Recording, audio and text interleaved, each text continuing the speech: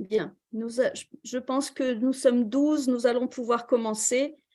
J'ai le plaisir, pour cette séance de notre séminaire doctoral, d'accueillir Madame Tetiana Kachanowska, qui est maître de conférences et chercheuse en traductologie à l'université Taras Shevchenko de Kiev.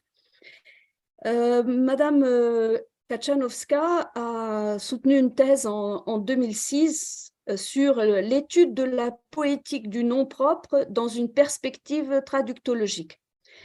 Elle est auteure de plusieurs articles scientifiques dans ses domaines de spécialité, donc la poésie, en particulier le sonnet, la traduction poétique, la terminologie bilingue, donc franco-ukrainienne. Elle a aussi rédigé un manuel de terminologie comparée. Elle enseigne la traduction, la révision de la traduction, la lexicographie informatisée, la terminologie et la langue française. En 2020, elle a dirigé un atelier de traduction avec des étudiants de son département, dont les travaux ont été publiés dans la revue Style et Traduction. Et elle est membre du comité éditorial de l'anthologie dont elle va nous parler aujourd'hui, cette anthologie bilingue, donc ukrainienne et française de guerre, de poésie de guerre, qui s'intitule In principio erat verbum, qui signifie au commencement était le verbe. Et donc, c'est la première anthologie poétique de la guerre, de l'actuelle guerre donc en Ukraine, des 100 premiers jours de la résistance, avec une centaine de poètes ukrainiens, des poètes aussi de France, du Canada et du Maroc, et 75 donc traducteurs et 14 réviseurs qui ont contribué donc à cette anthologie de la poésie de guerre. Et donc, je vais laisser la parole à notre collègue pour qu'elle vous dise quelle est la genèse de ce projet et quel en est l'objectif. Bon, alors merci chers collègues.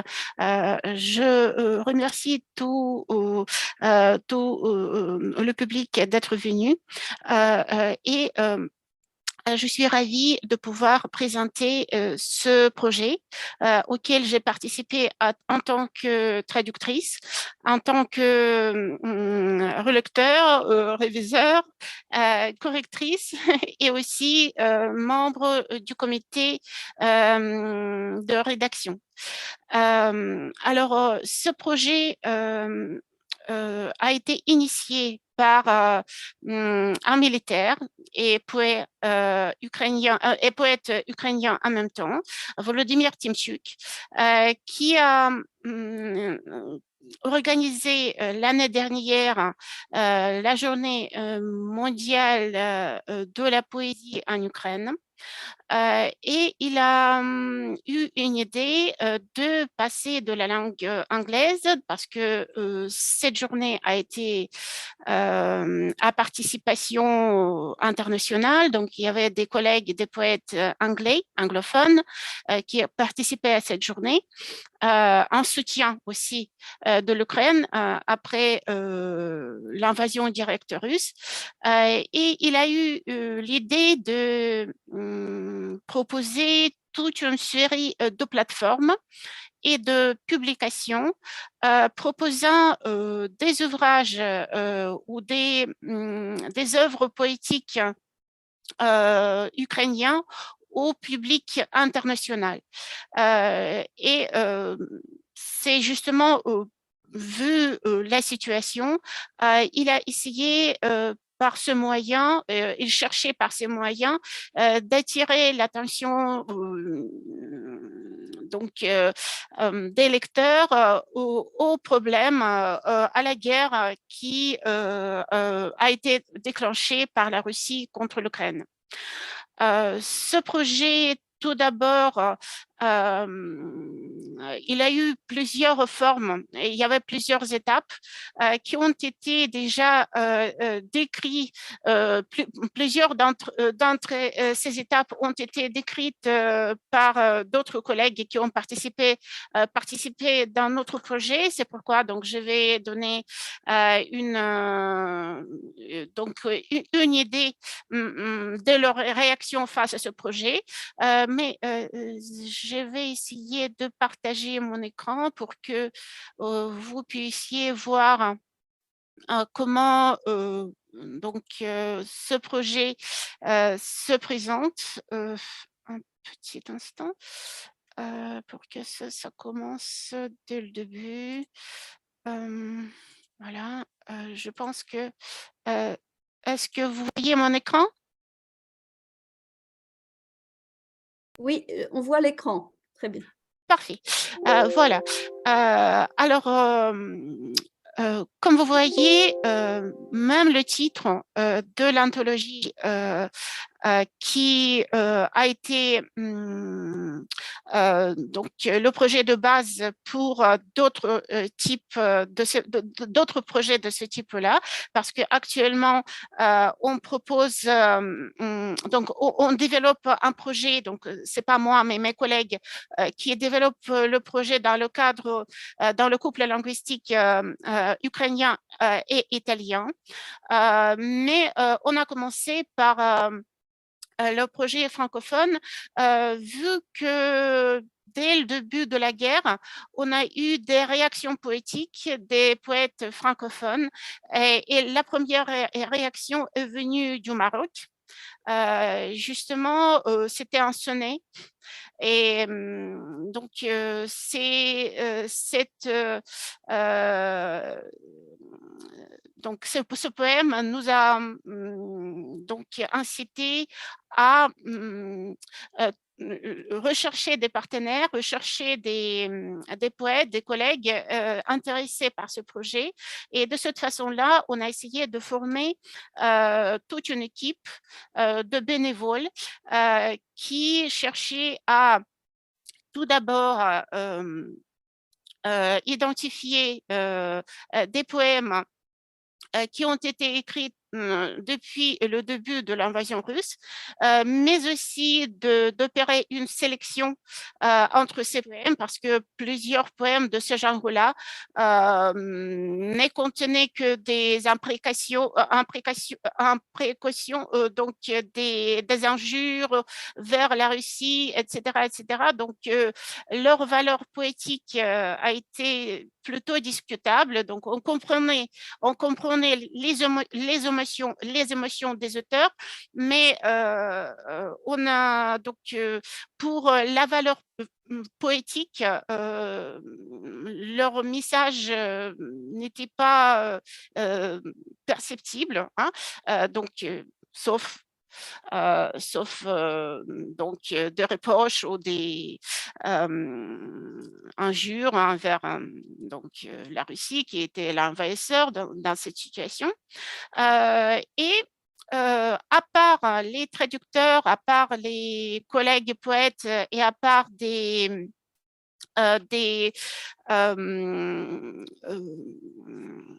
éditeurs. Donc, on a trouvé une maison d'édition qui a accepté à publier, intéressée par ce projet.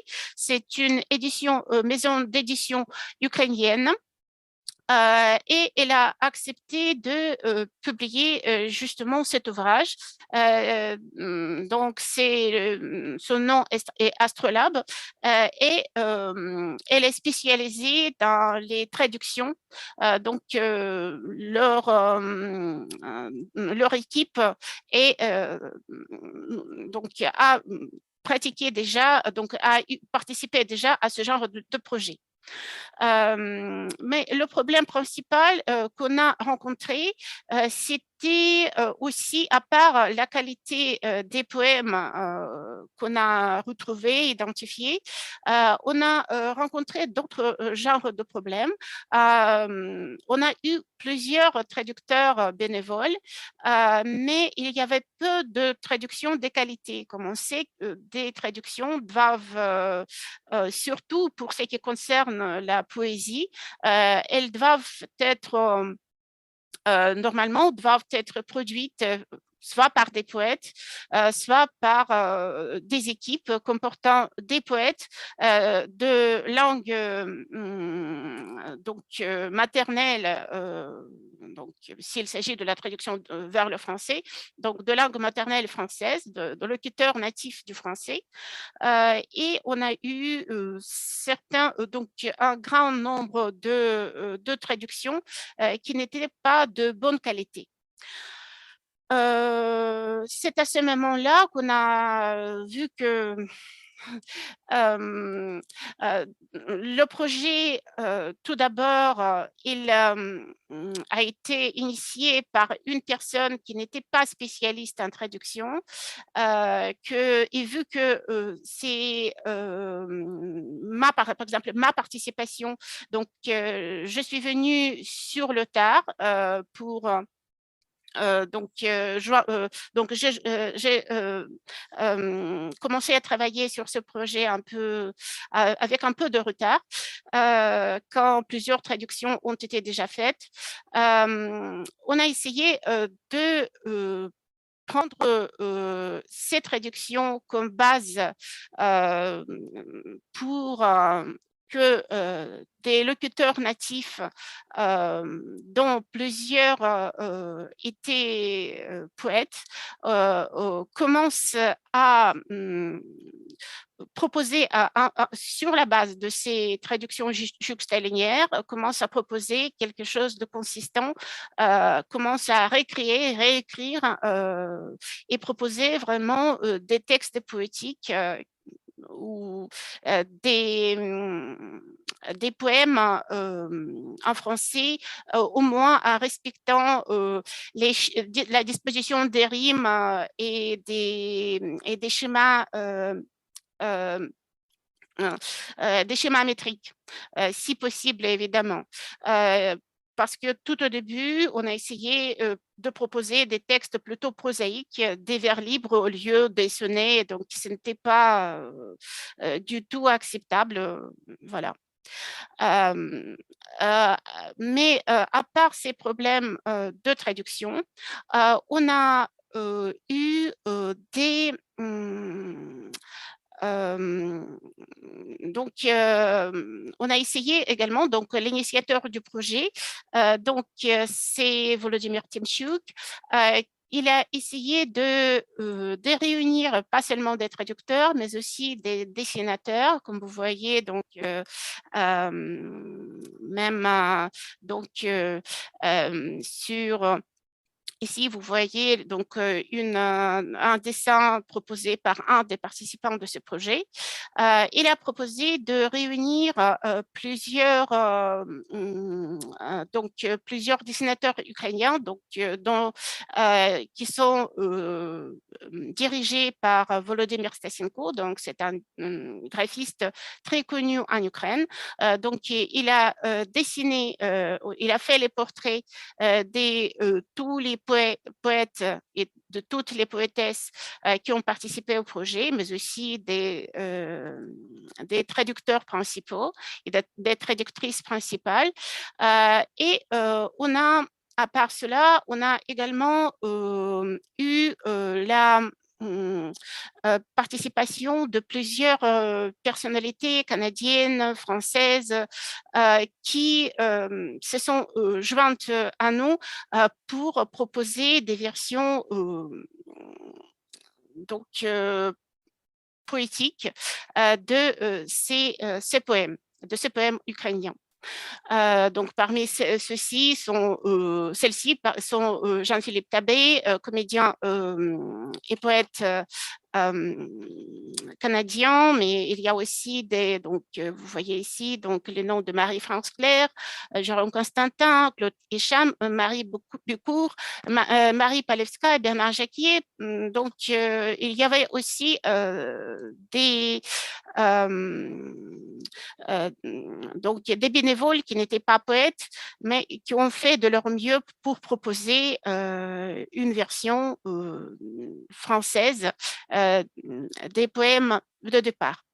Alors, pour ce qui concerne les premières réactions des lecteurs, on a déjà fait lire notre ouvrage à Denis Wetterwald, donc c'est un auteur de théâtre français, réalisateur de films.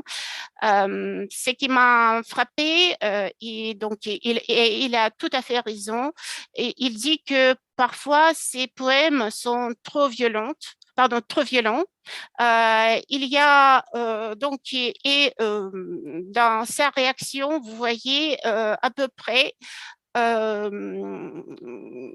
refléter les thématiques de base de cette anthologie. Donc, on a commencé par la colère, la peur, la nostalgie, on a passé par des rêves que le poète ont essayé de d'écrire ou dont dont il parle dans leurs poèmes. On a passé jour par jour par donc les impressions directes de ces poètes. Plusieurs d'entre ces poètes sont partis à la guerre. Donc, plusieurs d'entre ces poètes sont actuellement sur la ligne de front. Et il y a malheureusement, on déplore actuellement 5 personnes faisant partie de cette anthologie et qui ne sont plus avec nous, donc qui sont morts pour l'Ukraine. Et donc, c'est caractère tragique, aussi bien des réactions poétiques que des destinées de ces poètes, de ces traducteurs, ont fait que on a essayé de faire de notre mieux pour pouvoir présenter aux lecteurs francophones leurs ouvrages, leurs impressions et leurs réactions à la dure réalité qu'on est en train de vivre actuellement. Par exemple, pour ce qui concerne la composition de cette anthologie,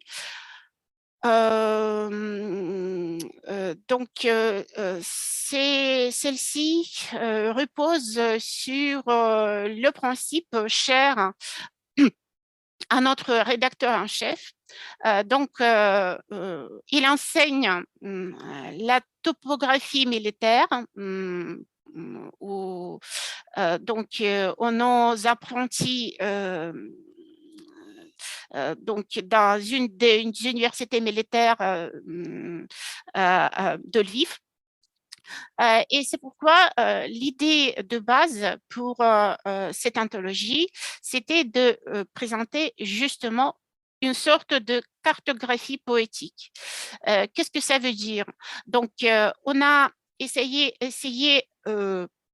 d'identifier les auteurs, mais aussi les traducteurs, les dessinateurs, donc toute l'équipe qui fait partie du projet, mais donc en les faisant répondre à quelques questions. Donc vous voyez ici un exemple des réponses. Donc c'est une poétesse qui a répondu à ces questions, pardon.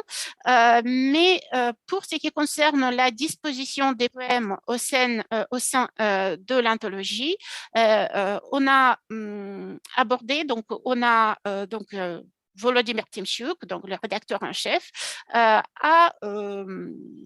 donc adopté un principe chronologique. Donc, qu'est-ce que ça veut dire? Donc, on commence dès le jour de l'invasion directe de la Russie en Ukraine, donc c'est le 24 février. Donc, il y avait quand même quelques poèmes très intéressants qui ont été écrits ce jour-là. Et jour par jour, donc, on cherche à représenter les poèmes les plus marquants pour chaque semaine, pour chaque journée, donc en fonction du corpus qu'on a recueilli. Donc, on a eu environ 300 poèmes en tout, mais pour l'anthologie, on a sélectionné une centaine en fait, parce que pour représenter les premières 100 journées de la guerre. Donc, on a essayé de faire un tri pour proposer des poèmes vraiment qui soient donc, qui ont une valeur poétique. Au moins, donc c'est l'équipe qui a décidé de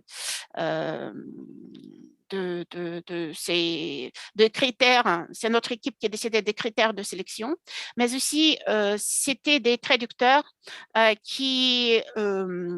donc équipe éditoriale, mais aussi des traducteurs ou des relecteurs étaient libres de choisir les poèmes qui les impressionnaient, qui leur plaisaient, et donc un certain nombre de poèmes ont été par exemple traduits en juxtalinéaire, mais n'ont pas été révisés ni relus, donc ils n'ont pas fait, ils ne font pas partie de l'anthologie en fait. Donc c'est une sorte de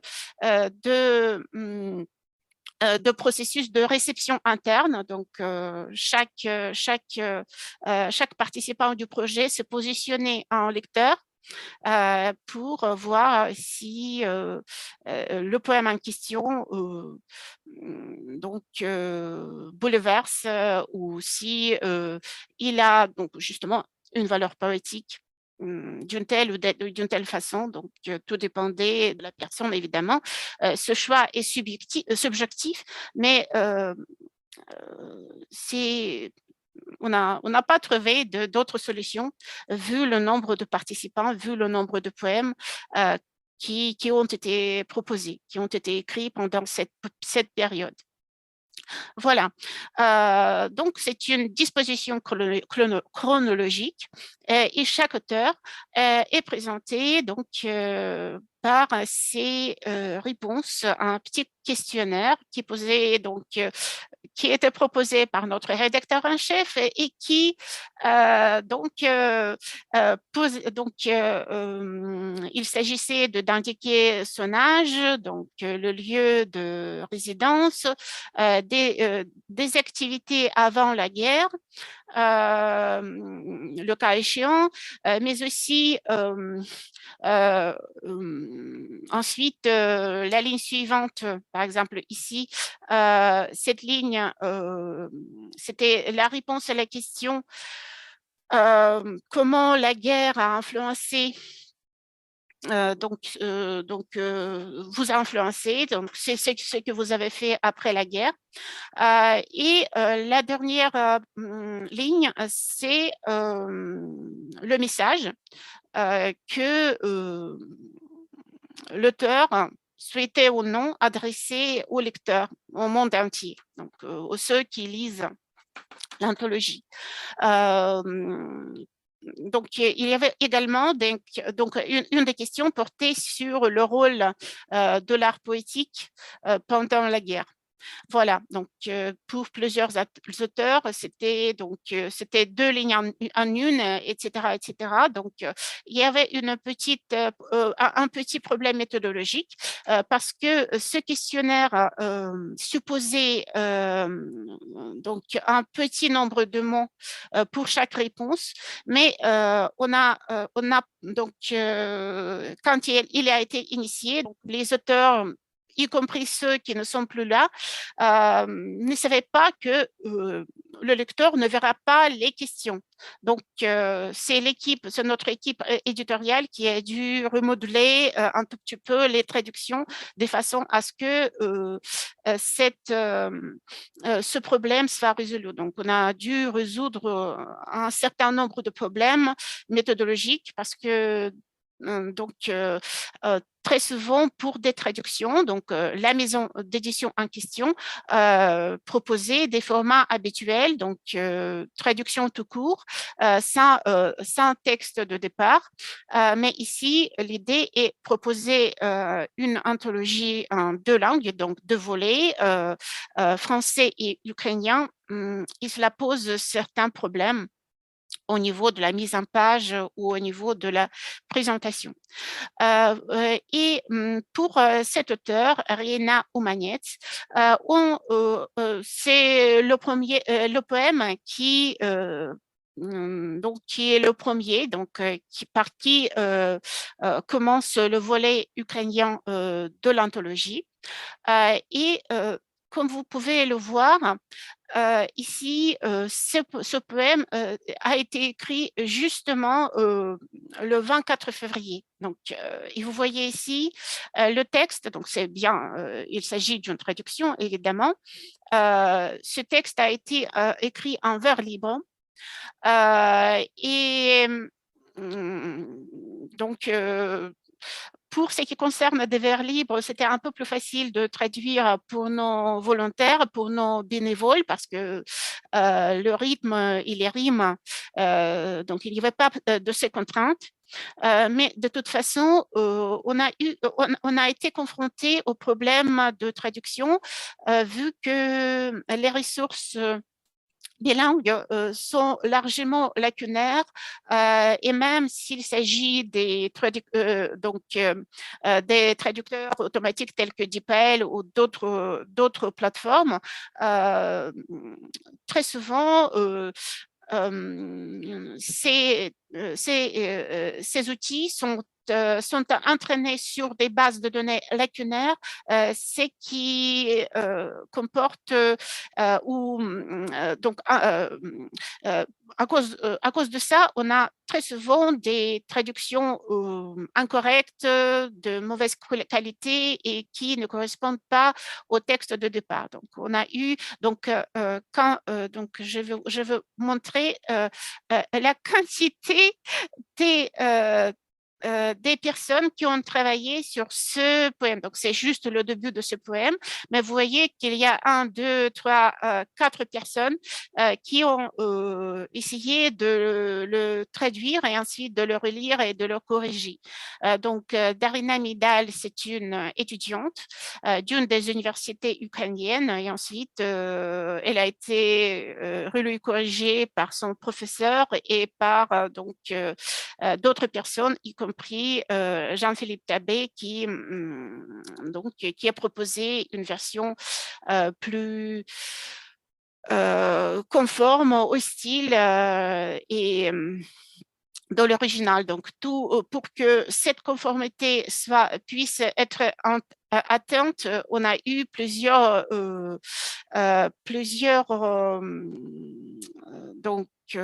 tours de correspondance, plusieurs lettres qui ont été échangées, plusieurs mails qui ont été échangés pour pouvoir proposer des solutions qui, pour éviter les pertes au plus possible. Voilà. Donc, vous voyez ici donc un de incipit type des poèmes de la première partie de l'anthologie.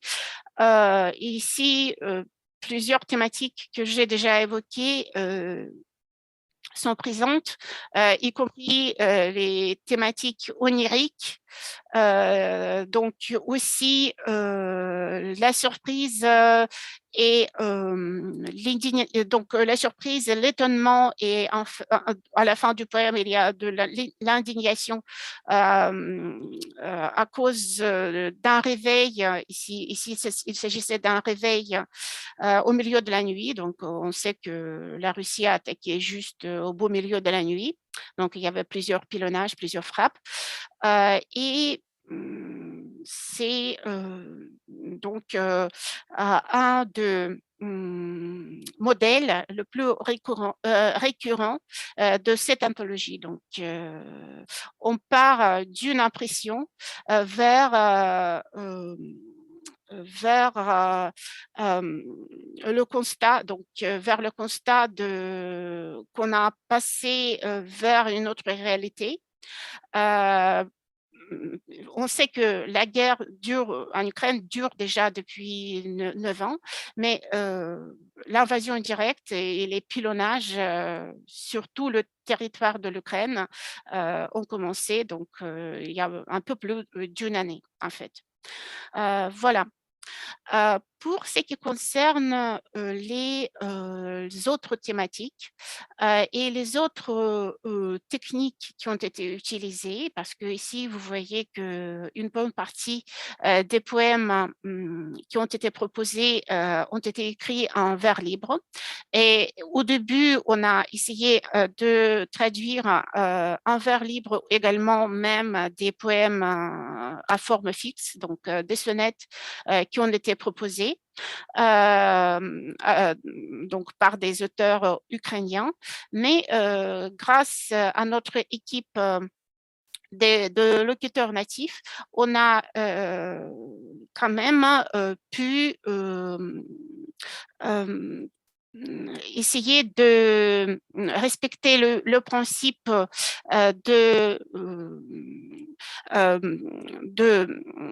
choisi par l'auteur. Donc, on a essayé de reproduire au plus possible les techniques poétiques adoptées par un tel ou un tel auteur. Donc, s'il s'agit d'un vers libre, on l'a traduisait en vers libre, mais s'il s'agissait d'une poésie, d'un poème rimé, on proposait des versions rimées. Voilà. Pour ce qui concerne d'autres thématiques et pour ce qui concerne d'autres motifs très présents dans le texte, dans le volet ukrainien de l'anthologie, vous voyez ici un des poèmes qui, même le titre de ce poème indique qu'il s'agit d'une inspiration plutôt religieuse. Et il faut souligner également que le titre de l'anthologie tout entière, c'est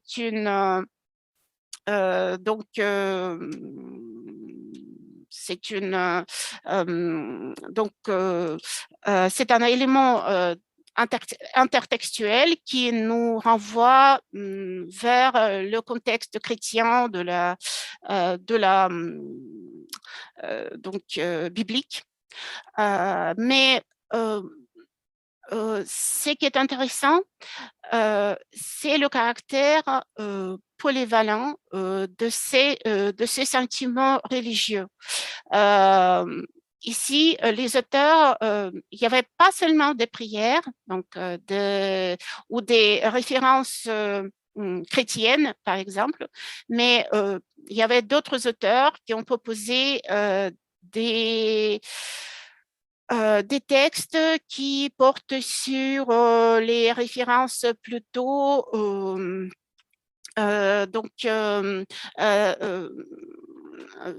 alors puisant leur inspiration au sein d'autres contextes religieux.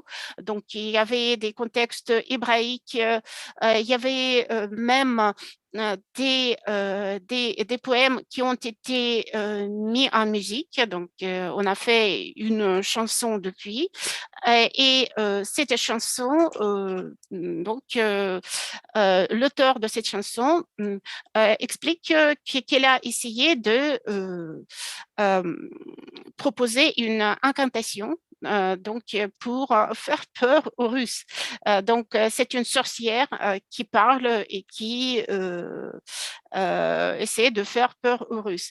Donc, plusieurs religions sont présentes au sein de cette anthologie, aussi bien au niveau des citations d'éléments intertextuels qu'au niveau de principes qui structurent le texte, donc le sujet de ces poèmes. Et c'est aussi un élément marquant de cette anthologie. Mais ce n'est pas seulement le contexte religieux qui est présent, également plusieurs auteurs sont plutôt laïques et peu importe leur appartenance ou non, peu importe leur croyance, ils ont essayé d'exprimer leur attitude envers l'envahisseur, leur gratitude envers les partenaires qui aident l'Ukraine et comme vient comme vous venez de voir dans le texte de notre premier lecteur, il y a dans la plupart de ces poèmes, donc pas tout, mais dans la plupart de ces poèmes, il y a une forte conviction que l'Ukraine va gagner. Mais à part ces motifs religieux, laïques, païennes, etc., il y a dans le texte de l'anthologie également des références qui ont fait beaucoup du mal aux traducteurs. Ce sont des références culturelles ou les références historiques. Ces références très souvent sont peu perceptibles, donc peu claires pour le lecteur francophone. C'est pourquoi on a été obligé de trouver une solution et d'élaborer une politique éditoriale quant aux solutions à proposer pour régler ce problème. Traditionnellement, donc l'appareil critique est très minimaliste pour des ouvrages littéraires en ukrainien. Cela s'explique par notre passé colonial et par la politique de l'Union soviétique et auparavant de l'Empire russe, où l'ukrainien n'était pas le bienvenu, où il y avait des interdictions, où on essayait de russifier notre peuple et on a essayé de russifier les textes publiés. Et donc, aussi bien au niveau lexical qu'au niveau des thématiques ou des niveaux des auteurs qui ont été autorisés à être publiés. Et c'est pourquoi, donc juste à la fin de ma présentation, je vous donnerai une courte liste des ouvrages consacrés aux traductions des ouvrages littéraires ukrainiens en français et qui il y a très peu d'ouvrages en fait qui ont été publiés, donc pas seulement pour ce qui concerne la poésie, mais aussi pour ce qui concerne l'histoire de l'Ukraine et d'autres aspects de notre civilisation. Et on n'a pas trouvé d'autres solutions que proposer des notes de bas de page ou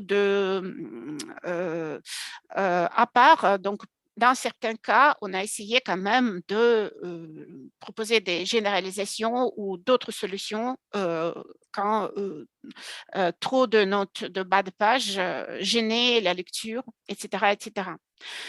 Donc, la présence de l'appareil critique et de plusieurs notes de bas de page, c'est aussi un signe distinctif de cette anthologie. Pour ce qui concerne la partie, le volet francophone de cette anthologie, il est composé pas seulement des traductions de l'ukrainien, mais aussi des ouvrages, des poèmes proposés par des auteurs francophones. Donc, il y avait donc le premier poème est proposé par Adil Tledi. Donc, c'est un sonnettiste marocain qui en fait n'est pas beaucoup publié. Donc, c'est plutôt un amateur, mais il est enseignant. Donc il gagne sa vie par des enseignements, mais il a été suivi par des poètes bretons, mais aussi il y avait d'autres poètes, donc par exemple Marie Hermel, elle n'est pas encore peut-être, elle n'est pas très connue en Ukraine, mais son poème nous a été suggéré par nos contacts, par de bouche en oreille. Et finalement, on a réuni de cette façon une dizaine de poètes amateurs ou professionnels venant de France, du Maroc, de Canada. Parmi ce qui concerne les poètes canadiens, on a eu aussi les poèmes de l'auteur anglophone Blaine Marchand, qui ont été traduites en bilingue, en français et en ukrainien, pour pouvoir respecter le principe bilingue de notre anthologie, pour que ce soit pour que la version française et ukrainienne y soit présente. À part ce type d'auteur, on a également un cas intéressant parce que dans ce genre d'esprit, donc il y a une partie de traduction des autres langues vers le français et vers l'ukrainien. Donc, à part l'anglais, on a également un poème en latin qui qui appartient au genre pictural, au genre d'emblème. C'est un poème de Barthélemy Arnault.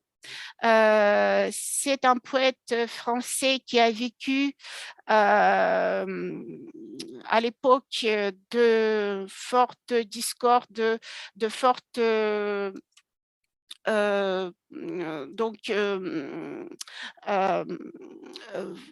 conflits internes dans le contexte français, et il a écrit un poème sur la justice et sur son importance dans le monde. Et un de nos auteurs qui est actuellement qui s'est porté volontaire, donc il est actuellement dans la ligne de front, Oleksandr Malechev, qui essaie de faire revivre le genre d'emblème en Ukraine, qui a traduit ce poème vers l'ukrainien et sa version française. Donc, il existait une version, mais ce n'était pas en français contemporain. La version française a été proposée par Jean-Philippe Tabé de ce poème-là. Voilà, donc on a une très large gamme de diverses formes poétiques allant présentées dans notre anthologie, allant des vers libres et donc vers de poèmes libres aux poèmes à forme fixe tels que le sonnet ou des rondelles. Donc, il y a aussi parmi nos poètes ukrainiens, donc des poètes amoureux de la poésie française, donc et des formes proposées dans le contexte français. Donc il y a un rondelliste qui a proposé donc un rondel qui a été également traduit par Jean-Philippe Tabet. Donc, en essayant de garder les techniques poétiques, il a essayé de garder les techniques poétiques proposées, utilisées, et aussi de garder le développement des narratifs au sein de ces poèmes. Et pour ce qui concerne l'appareil critique, on a plusieurs textes qui ont été proposés juste au début de l'ouvrage. Ce sont des préfaces et de notre rédacteur en chef qui explique justement la genèse de l'anthologie, donne des informations sur l'équipe qui a travaillé sur ce projet. Mais il y a également à la fin des postfaces qui ont été proposés par deux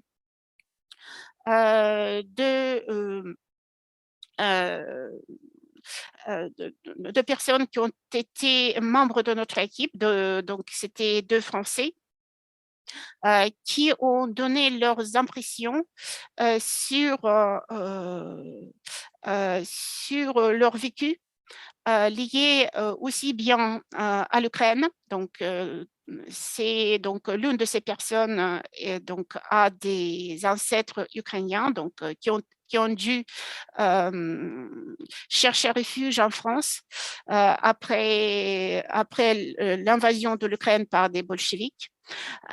Et l'autre personne donc a vécu en Ukraine, et ce qui m'a beaucoup touchée, c'est que donc c'est qu'elle donc l'histoire racontée dans cette postface donc construit des parallèles entre la ville de Brest, peinte par Jacques Prévert dans son poème sur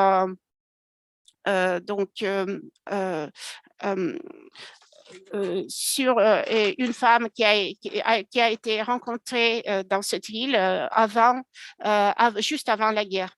La Seconde Guerre mondiale. Donc, tous ces toutes ces répercussions, tous ces éléments qui compare en quelque sorte ce que nous vivons actuellement avec d'autres épisodes qu'on a eu dans l'histoire donc de l'Europe, montre donc comment c'est important de lire, de bien apprendre les leçons de l'histoire pour éviter que les malheurs ne se reproduisent plus, pour qu'on évite donc ces catastrophes qu'on est en train de vivre actuellement. Bon, bah, je pourrais parler d'autres aspects de ce projet, par exemple des problèmes onomastiques, parce qu'on a eu un problème de taille, vu que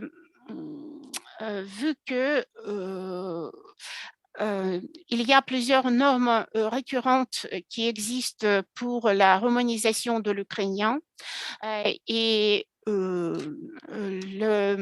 la composition de l'ouvrage prévoit qu'il y a plusieurs noms propres dans cet ouvrage, aussi bien des noms de personnes, donc des noms d'auteurs qui ont écrit, proposé des poèmes, mais aussi les indications des lieux où un tel ou un tel poème a été écrit, et donc des personnes qui ont participé à la rédaction du volet francophone de l'ouvrage. Donc, on a dû mener un sondage auprès des locuteurs natifs, faisant partie de notre projet, mais aussi de nos collègues qu'on a consultés pour essayer de proposer une version des noms propres qui soit donc aussi bien élégante, mais qui garde au plus possible les sonorités ukrainiennes, parce que donc une longue période de la colonisation russe a imposé également le fait que l'étranger, donc les étrangers voyaient l'Ukraine par les yeux, par des yeux interposés, donc par l'intermédiaire soit du russe, soit donc on était quasi invisible. C'était par exemple pour le nom de notre capitale, qui donc grâce au soutien de plusieurs personnalités françaises et plusieurs médias français, donc on a eu récemment la décision de la commission nationale toponymique française qui a autorisé d'utiliser cette variante-là, Kyiv, pour en tant qu'alternative à la version officielle et qui est russifiée, qui provient du russe, donc qui reproduit donc, ce qu'on entend en russe quand on prononce le nom de la capitale ukrainienne. Donc, ce projet donc, avait également un aspect donc, onomastique. Et on a donc cette recherche nous a permis de proposer une solution dans ce cadre-là. Et avant de terminer, juste quelques points sur un autre aspect qu'on a également lié à l'onomastique, sur lesquels on a dû travailler et qui nous posaient beaucoup de problèmes. Donc, il y avait beaucoup de polémiques, beaucoup de discussions au sein de notre comité de rédaction. C'est le fait que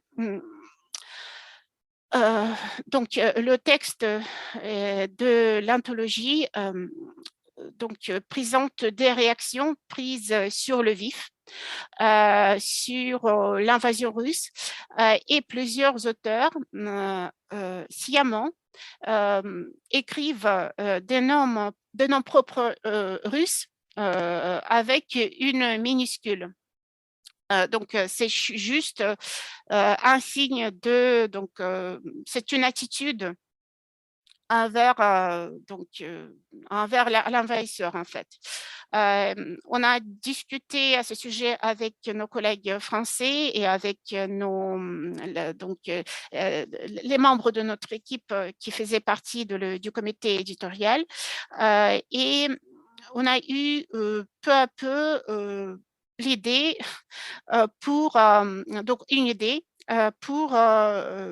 trouver une solution, donc pour solutionner ce problème. Tout d'abord, on a proposé de garder les minuscules, mais donner des notes de bas de page, mais cela rend le texte trop lourd. Donc, cela alourdit trop le texte parce que ça arrive trop souvent. Et en plus, on a essayé de respecter la volonté de l'auteur. S'il écrit donc ses noms propres avec une minuscule, on l'a gardé. Au moins dans le texte ukrainien. Donc, on pouvait essayer de remplacer ces minuscules par des majuscules, mais cela aussi posait certains problèmes juste parce que ce n'était pas conforme à la volonté de l'auteur. On a trouvé d'autres solutions. Donc, on a essayé d'employer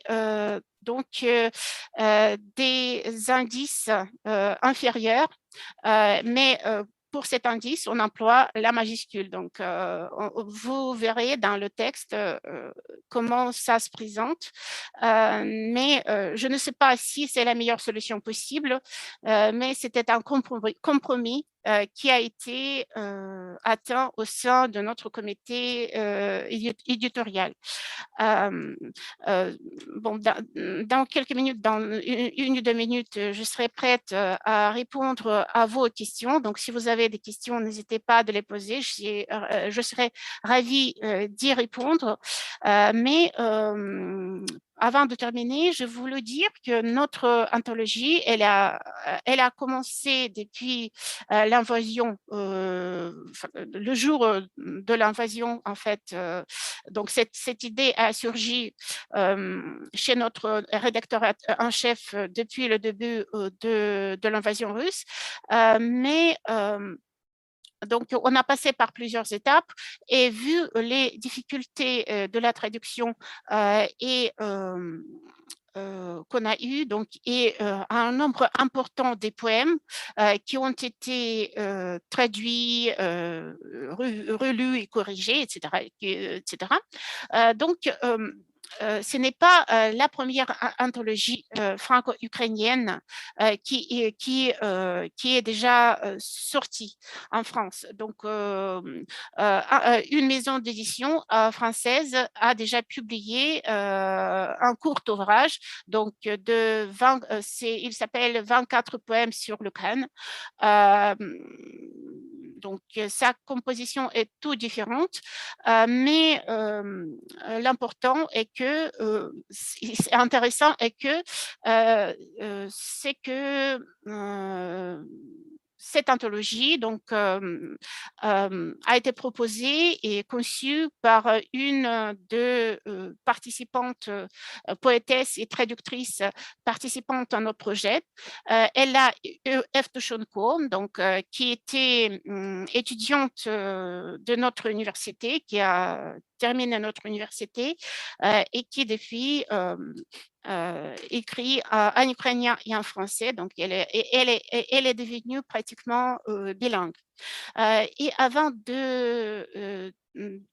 d'essayer de répondre à vos questions, je vais vous montrer quelques références qui portent sur la genèse des anthologies franco-ukrainiennes et parce que ce n'est pas la première anthologie franco-ukrainienne qui est parue en France, il y en avait d'autres, mais ces anthologies étaient donc une des premières anthologies date du début du XXe siècle, juste Et elle a été proposée et rédigée et publiée par l'équipe de Mikhailo Grushevsky, qui était père fondateur de la République populaire ukrainienne. Mais malheureusement, cet ouvrage n'a pas été relu par des locuteurs natifs, donc il n'y avait pas de, il n'y avait pas de relais francophones qui ont participé à pour relire et corriger ce projet. Donc, cette anthologie a été pratiquement inaperçue en France de l'époque, et il y avait plusieurs autres ouvrages de ce genre-là, qui ont été publiés par de petits éditeurs, par des communautés ukrainiennes, ou bien qui ont été plutôt rédigés par des Ukrainiens maîtrisant le français, mais pas suffisamment pour proposer des ouvrages de valeur en français. Donc, c'est un problème qui a empêché au public français d'apprécier la poésie ukrainienne, qui ici, dans notre anthologie, est présentée aussi bien par des auteurs professionnels, par des auteurs chevronnés, que par exemple, Sergueï Jadan, qui est quand même un peu connu en France, que par des amateurs qui ont essayé de réagir sincèrement et poétiquement à l'horreur qui a été imposée aux Ukrainiens par l'envahisseur. La dernière remarque avant de terminer, justement, il y a un article à paraître, qui a été écrit par deux spécialistes en études littéraires. Ce sont deux Ukrainiennes, mais qui ont été hébergées par une des universités française après l'invasion. C'est Alena Dranenko et Olena Steforak qui parlent dans cette revue d'études littéraires comparées. Ils parlent effectivement de notre projet. Donc, c'est pas encore, donc c'est encore sous presse. Ça va être publié, mais leur présentation met notre anthologie en contexte. Donc, c'est justement, je n'ai pas voulu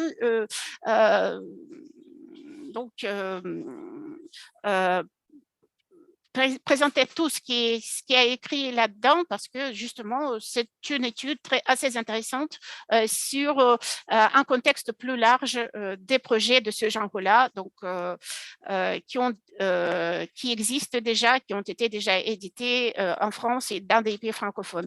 C'est la même chose par Dmytro Chistyak, qui fait également partie de notre projet, qui fait de la diplomatie culturelle dans le contexte franco-ukrainien, qui est traducteur et poète lui-même. Il est également professeur de notre université, et qui a essayé de dresser un état de lieu des ouvrages aussi bien poétiques que prosaïques, qui ont été traduits de l'ukrainien vers le français, donc en France et dans des pays francophones. Mais une des membres de notre comité éditorial, Marie-France Claire, qui a des origines ukrainiennes, elle a également présenté son point de vue sur la présence littéraire ukrainienne en France. Je vous remercie énormément de votre attention. Si vous avez des questions, des remarques ou des points que j'ai oublié d'évoquer, qui vous intéressent, je serai heureuse de vous répondre. Merci de votre attention. Je vous remercie de cette présentation qui était très intéressante sur la jeunesse de ce projet et sur les personnes qui ont donc participé à ce projet. Je crois que un de vos domaines, c'est justement l'onomastique. Et donc, c'était aussi intéressant d'aborder aussi cette question. Je vous poserai moi-même une question sur ce sujet, mais je vais d'abord laisser les doctorants intervenir si certains veulent prendre la parole, poser des questions. Je n'ai pas vu d'intervention dans le chat. Donc, est-ce que certains souhaitent poser des questions?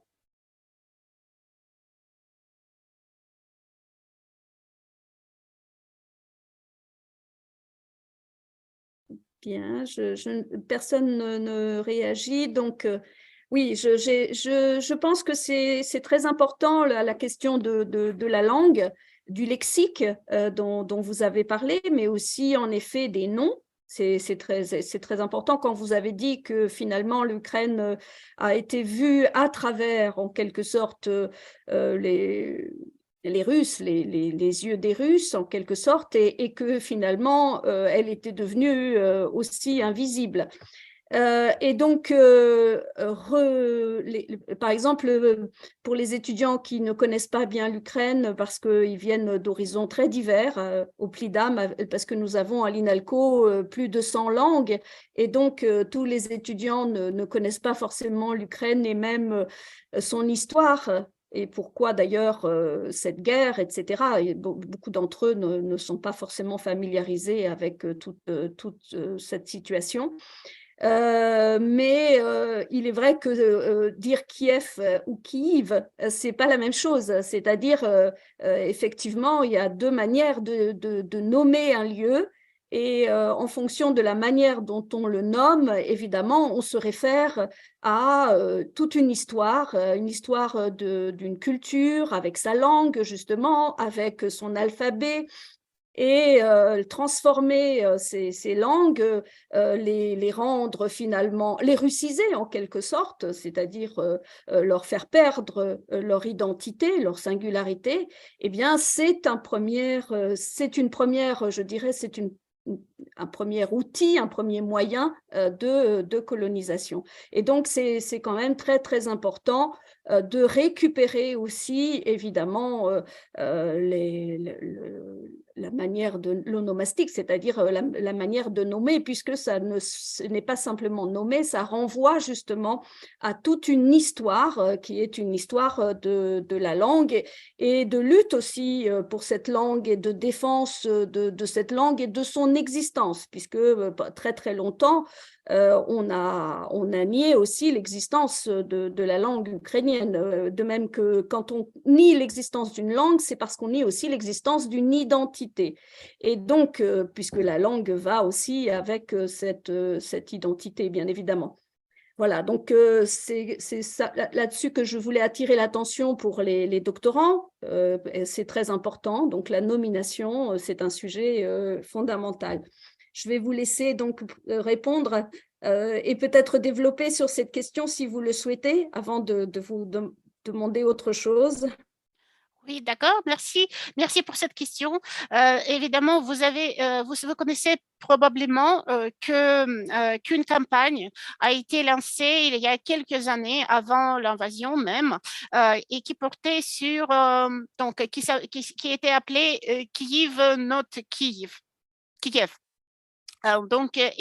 Cette campagne a été lancée par plutôt même par nos autorités, pour inciter nos partenaires anglophones d'adopter une dénomination, une graphie pour désigner la capitale ukrainienne conforme aux réalités qui ont changé, qui ont évolué. Effectivement, donc je viens d'évoquer qu'il y a plusieurs aspects qui rendent cet aspect très d'actualité en Ukraine, mais l'Ukraine n'est pas seule qui a vu donc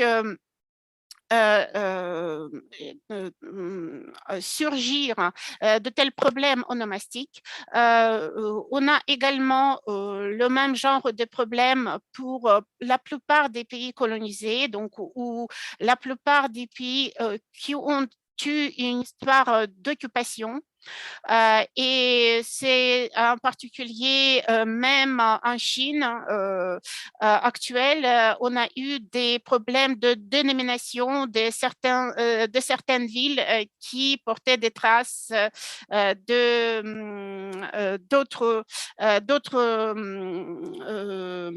d'autres langues intermédiaires et qu'on a essayé de modifier en fonction de nouvelles réalités historiques.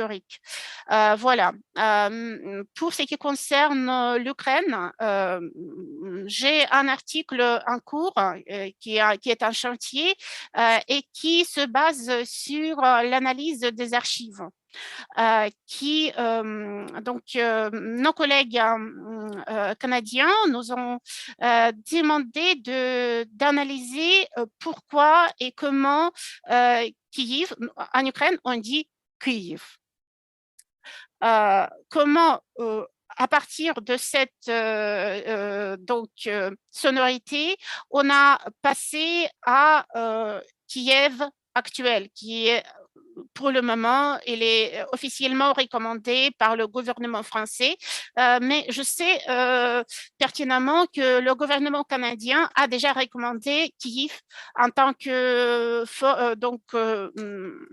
la forme, la graphie officiellement recommandée pour des organismes officiels au Canada. Justement, nos collègues canadiens nous ont demandé de voir pourquoi une telle évolution. Donc, on connaît bien sûr que l'Ukraine a été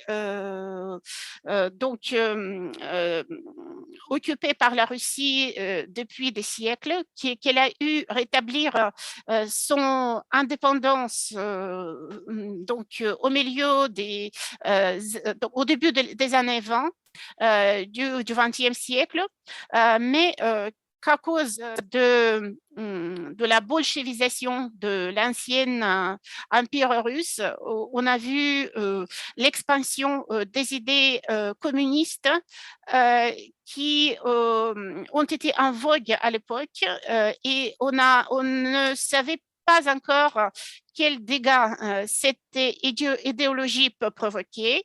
Donc, plusieurs Ukrainiens ont été séduits par cette idéologie et c'est pourquoi notre jeune État notre jeune République populaire ukrainienne n'a pas pu survivre. Donc, il y avait pour des raisons historiques, il y avait peu de soutien de la part des partenaires occidentaux et à cause de leurs problèmes internes en particulier. C'était donc une longue histoire au sein de l'Union soviétique où tout ce qui était ukrainien a été soit supprimé, soit contrôlé, soit sanctionné. Donc, il y avait plusieurs périodes d'une relative ukrainisation vers une russification très intense. Mais ce qui est important et ce qui est intéressant, que même avant le XXe siècle, quand l'Ukraine a eu sa première indépendance, sa première vraie indépendance, on a eu des périodes historiques quand on a eu ce qu'on appelle le premier État, mais aussi on a eu donc ce qu'on appelle un pays cosaque. Ce sont nos ancêtres qui ont commencé à se battre pour que l'Ukraine devienne indépendante et qui ont regagné une grande partie de la du territoire ukrainien, donc au au XVIIe siècle, donc c'était déjà un fait accompli. Donc, et plusieurs sources ont commencé à employer, même francophones, dans ce contexte-là, ont commencé à employer la version donc avec la lettre Y après K, donc la graphie qui correspond plutôt à la prononciation de ce nom propre en ukrainien, donc pour désigner notre capitale actuelle. Mais dès l'occupation de l'Ukraine, de l'État cosaque par l'Empire russe. Donc, ça s'est passé par étapes, progressivement. Donc, il y avait plusieurs étapes que je n'ai pas le temps de préciser, etc. Mais on a eu donc ce nom cette graphie qui a été remplacée progressivement par la forme avec une I après K, donc une forme qui reproduit plutôt la prononciation russe. Donc, il y avait plusieurs variantes qui est avec un F, avec un double F à la fin. Mais ce qui est important, c'est la deuxième lettre qui est quand même propre de la prononciation ukrainienne et qu'il est difficile de reproduire. Donc, c'est une très longue histoire, mais on a l'impression, sur l'exemple ukrainien, donc c'est de voir le cas historique qui confirme encore une fois le fait que dès qu'un pays devient indépendant ou se devient donc une unité donc, qui commence à avoir de l'influence dans la région, donc, et qui commence à avoir des indices, des premiers indices de la souveraineté, de l'indépendance.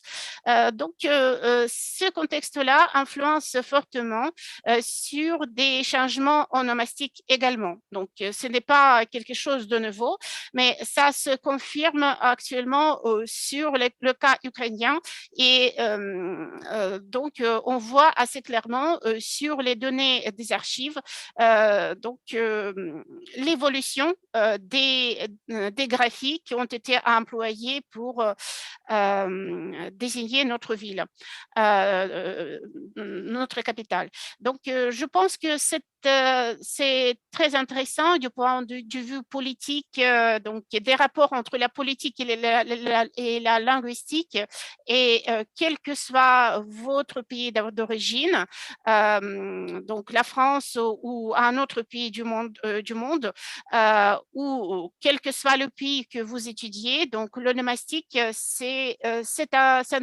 facteur qu'il est intéressant d'étudier parce qu'il peut vous donner quelques indices sur les réalités que vous étudiez.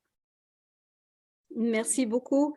Je voulais vous dire que, bon, moi, je suis très sensible à cette question, étant donné que je travaille sur la Macédoine et que la Macédoine a eu beaucoup de problèmes de dénomination, mais aussi parce que au moment en 1913, lorsque des parties du territoire de la Macédoine se sont retrouvées dans d'autres États, la première chose qui a été faite, bien sûr, c'est de renommer les toponymes, bien sûr, mais aussi les patronymes, etc. Donc ça, c'est aussi, je veux dire, on essaie finalement de retirer ce qui nous a été attribué à un moment donné, de même que les États qui, bien sûr, veulent occuper un territoire. La première chose qu'ils essaient de faire, bien sûr, c'est de renommer l'espace, mais aussi de renommer les personnes, afin évidemment de les assimiler au territoire, donc au nouveau territoire et au nouvel État.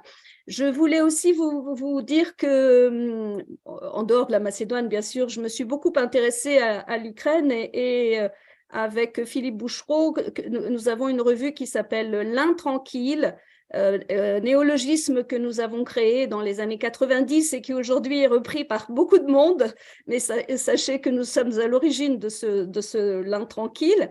Et nous avons publié un dossier dans l'Intranquille sur Vassil Stous, un poète ukrainien qui est mort au goulag et dont on n'a pas voulu rendre ses cendres avant qu'il n'ait fait son temps. C'est quand même incroyable cette histoire. Et justement, on a publié sa correspondance, une partie de sa correspondance, et on a publié aussi des échantillons parce c'était impossible de publier l'ensemble de son œuvre. On a fait donc une sélection de son œuvre qu'on a publiée en bilingue, donc de sa poésie. Et des collègues, peut-être que vous connaissez, ukrainiens, ont participé. Bon, il y avait évidemment le fils, Dmytro Stous, mais il y avait Levko Lukianenko, il y avait Mikhailo Efets, il y avait Vassi Ouzienko, Yeven Sverchuk, Mikhailina Kotsiubinska, et il y avait Maria Malanchuk. On avait aussi publié un texte de Andrei Sakharov. Et donc, ça, c'était un dossier de près de 300 pages qu'on a publié sur Vassil Stous en 1999. Donc, il prenait un tiers de cette revue de 630 pages. Et donc, c'était pour vous dire que pour nous, il nous a semblé évidemment essentiel à ce moment-là de présenter justement les Ukrainiens, l'histoire ukrainienne, à travers aussi un poète qui était Vassil Stous et justement son destin tragique et le goulag. De même que nous avions réalisé un premier dossier sur la famine de 32-33, toujours dans l'Intranquille, ce que personne n'avait fait en France. On l'a fait en 1994 donc pareil, sur 560 pages, plus d'un tiers de la revue était consacré à la famine de 32-33. Et nous avions donc fait connaître Lydia Kovalenko et Vladimir Maniak, le livre mémorial 33 qui avait été traduit par Vladimir Boïtchouk. Dans ce numéro avaient participé Léonid Pliouch, Anna Osnovitch, toujours Maria Malanchuk, qui nous a énormément aidés puisqu'elle était notre intermédiaire pour les contacts avec l'Ukraine, mais aussi avec justement les personnes qui nous intéressaient pour pouvoir effectuer ce dossier. Et surtout, nous avions Danilo Shumuk, que je suis toujours très émue quand je parle de lui, puisque c'est le plus long prisonnier du goulag, puisqu'il a fait 42 ans et demi de goulag. Donc, c'est quand même un Ukrainien qui est le plus long prisonnier du goulag. Et je pense que ce dossier que nous avons réalisé sur la famine-génocide de 32-33, qui n'était pas accepté à l'époque, justement parce qu'il y avait beaucoup de résistance et surtout on le voyait à travers les yeux russes, comme vous dites, du point de vue même de la science. Et donc le mot génocide était un mot qui n'était pas accepté pour la famine de 32-33. Aujourd'hui, ce dossier a fait son chemin et ça a permis à des historiens de changer bien sûr leur point de vue sur cette question. Voilà, donc je pense que la poésie, mais aussi les témoignages, ce sont je pense, des travaux essentiels pour permettre déjà de faire connaître des histoires qui ne sont pas justement des histoires qui sont censurées ou qui sont officialisées entre guillemets, mais qui émanent vraiment des populations et de ce qu'elles ont vécu ou de ce qu'elles vivent. Et à un moment ou à un autre, ce qui est important, c'est que ces travaux qui restent eh bien, ont un impact, bien évidemment, sur la perception que l'on peut avoir d'une population, de son identité, de son histoire et de sa culture.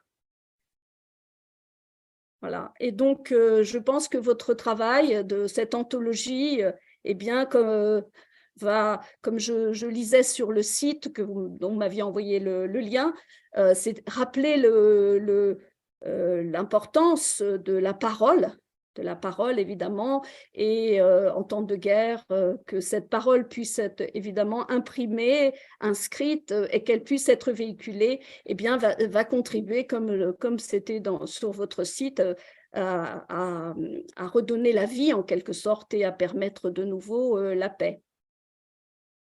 Enfin, nous espérons tous que ce sera cette destinée. Oui, merci beaucoup pour l'invitation et pour cet énorme travail que vous avez fait pendant toutes ces années, parce que je sais que l'opposition a été très forte. Très forte, oui. Qu'il y avait donc j'essaie donc et j'apprécie énormément votre travail aussi bien que celui de Plucht, qui a beaucoup fait pour faire connaître l'Ukraine et sa culture en France, et j'espère fortement que vos souhaits se réalisent, et grâce évidemment aux efforts aussi bien de la diplomatie culturelle, mais aussi aux efforts de la société civile auquel j'appartiens, et et grâce aux armes que nous avons grâce au soutien européen et occidental, parce que le monde libre doit être défendu, parce que la menace est forte, et donc il s'agit de la contrer coûte que coûte, parce que Poutine et compagnie ne souhaitent pas s'arrêter à la frontière de l'Ukraine, comme le nuage radioactif autrefois, Oui, n'est-ce pas? tout à fait. Voilà. Donc, Et justement, j'ai oublié ça, mais dans le premier numéro de l'Intranquille, le dossier, c'était sur Tchernobyl, justement. Voilà. oui, Je suis d'accord avec vous que le nuage radioactif ne s'est jamais évidemment arrêté à hélas. certaines frontières. Je vous remercie beaucoup. Je vous remercie de cette intervention. Je n'ai pas d'intervention dans le dossier de discussion. Est-ce que quelqu'un voudrait intervenir avant que l'on n'arrête cette conférence? Est-ce que quelqu'un voudrait s'exprimer ou poser une question? Bon, bah écoutez, nous vous C'est remercions un sujet beaucoup. pénible.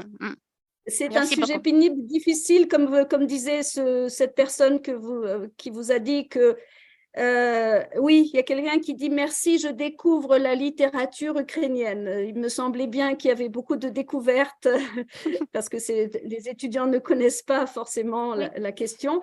Mais la guerre est quelque chose de terrible, donc ça ne peut pas être, on ne peut pas lire, je veux dire, la poésie est en conséquence, c'est-à-dire qu'on ne peut pas, c'est pas quelque chose d'agréable à lire, évidemment, mais comme il disait, il se dégage de cette poésie cette idée que vous êtes finalement persuadé de votre victoire, et c'est ça qui est important. Merci beaucoup. Merci. Merci, et puis donc à très bientôt. Nous pourrons échanger et rester en contact, bien sûr, pour des projets à venir. Oui, merci. Merci, Je l'espère. Merci.